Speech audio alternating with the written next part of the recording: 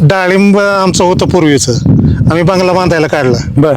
बंगला ते केलं काहीतरी उचाप ते करून काढलं ते त्यावेळी मला Deal केली. 40 लाख रुपये झाले त्या काळात. बरोबर. हा. सुरू केलं आणि ते पैसे संपले होते. बरोबर. पण पुढे हाय डाळिंब, हा. आपण 1-2 वर्षात ते पुरं करू. त्यावेळी डाळिंब गेलं आणि काम तसंच्या तसंच स्टॉप झाले. आजही तसंच आहे. आजही तसंच आहे. त्यावेळी जे स्टॉप झाले काम 17 साली ही याची शिक्षा. ते तिथंच आहे. ते झाडाच्या म्हणजे प्रकृतीचा वार असतो किंवा देवाचा म्हणतो ना आपण, देवाच्या काठीचा वार फटका कळत नाही, त्याचा वन पण बसत नाही, पण फटका मात्र बसतो. आलं लक्षामध्ये. म्हणून देवाच्या काठी दिसत नाही पण त्याचा वळ वाटतो, हे लक्षात ठेवायचं. म्हणून आपण सगळ्या शेतकऱ्यांनी समजून घेतलं पाहिजे या अनुभवातून तुमच्या, की आपण रासायनिक शेतीमध्ये मातीला पण मारतोय ना, आपली पण उद्ध्वस्त करतोय, जीवन करतोय ना, आपली प्रगती पण काय करतो, थांबवतो.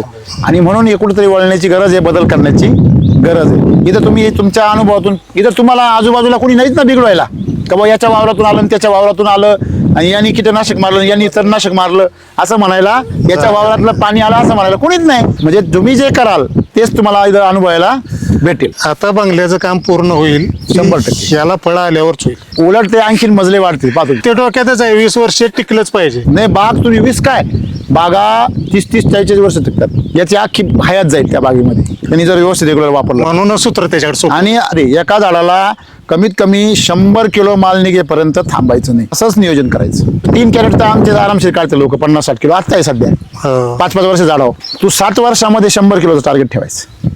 चला शेती करूया आनंदाने. जय श्री वैदिक. जय शेती वैदिक. ओके, धन्यवाद.